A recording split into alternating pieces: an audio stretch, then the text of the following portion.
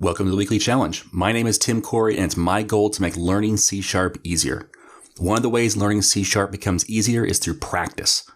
In this video, I'm going to challenge you to take on a classic, the FizzBuzz challenge. Of course, I'll add a few twists to make it more valuable as a learning experience. Now to get started, if you're on YouTube, follow the link in the description to go to the challenge lesson. This lesson is part of the weekly challenge course. There you can see and download this video, but also right below the video, you'll see the download for the instructions. Use this to get started. Now you may also notice there's another lesson right after this one that has a solution for this challenge. To get the solution for this challenge and every challenge I've ever issued, you'll need to subscribe to the course. When you do, every challenge will be unlocked. You can download every video and all the source code. You'll also be set up to get the new challenge and solutions a bit early each week. You definitely don't need to purchase anything, but if you want the help and advice, the solutions are there for you. Okay, so let's look over the challenge sheet for this week. What we're going to do is create a console app that prints out fizz when a number is divisible by 3, and buzz when it's divisible by 5, and FizzBuzz when it's divisible by both 3 and 5. Okay, so pretty simple. We're going to start this with 1 to 100. So let's say always 1 to 100 for the goal section of this. And so you're going to say 1, 2, 3. Well, 3 is actually divisible by 3. So therefore, that's going to say fizz instead. Now, typically in this challenge, people say, well, don't print the number, print fizz or buzz instead. I'm going to say put in parens. It just makes it easier, especially when you get into more complicated things, so you know what the number was that you replace, just to make sure you got it right. Okay? So fizz, if it's 3, divisible by 3, so 3, 6, 9, 12.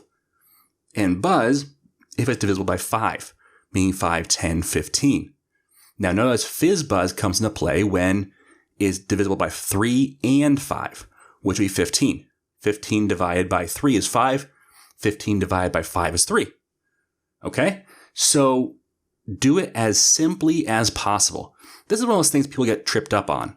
They think, this is it used to be typically an interview question. And so to ask you, create this program on a whiteboard or something like that. And candidates often will try and make this very complicated or very compact application. The reality is just create something that works well. Make it simple.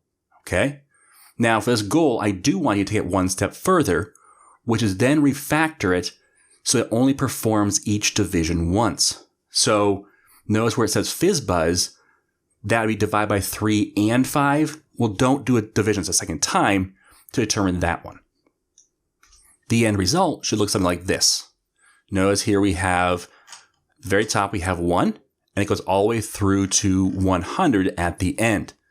And for some of them, there's fizz, for some there's buzz, and for some there's FizzBuzz. Okay? So that's the simple version of this challenge.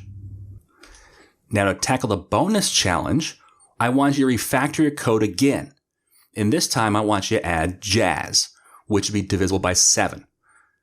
And to accept any bounds, meaning instead of 1 to 100 being locked in, I want you to be able to accept any set of numbers. So in this case, try 0 to 120. Now write it so that, and don't forget, make sure you handle any special numbers you come across correctly. So for example, try negative numbers, try positive numbers, try different numbers, and make sure that it handles all numbers. Just a hint, there is at least one number that's going to cause you some problems. Okay? Now write the code so you can add more checks to it without adding more code. So for example, we're adding jazz here. Well, what if I wanted to add pizzazz for 10? Well, I want you to be able to add that without having to say then, okay, if it's this, then do this. Okay? Don't put the if statements in there. Have it handled automatically. Hopefully that steps up the challenge a little bit for you.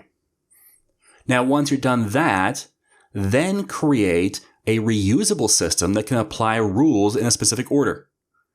So for example, what if you wanted to say, well, okay, FizzBuzz is the most important, and that's 3 and 5. But what if you want to add FizzBuzz Jazz? And where do you want to put that in the ordering Is that more important than FizzBuzz? Yes, it is. So therefore, we're going to put that first, as in, if it matches 3, 5, and 7, print FizzBuzz Jazz, not FizzBuzz. Okay? So the result of that should look something like this. So as you can see, we have FizzBuzz Jazz right here at 105, where we have FizzBuzz, Jazz, Fizz, and Buzz. So also notice we went from 0 all the way down to 120. So those are the things you want to do for the bonus challenge. Okay, so that's it. I hope you got it. Good luck and happy coding.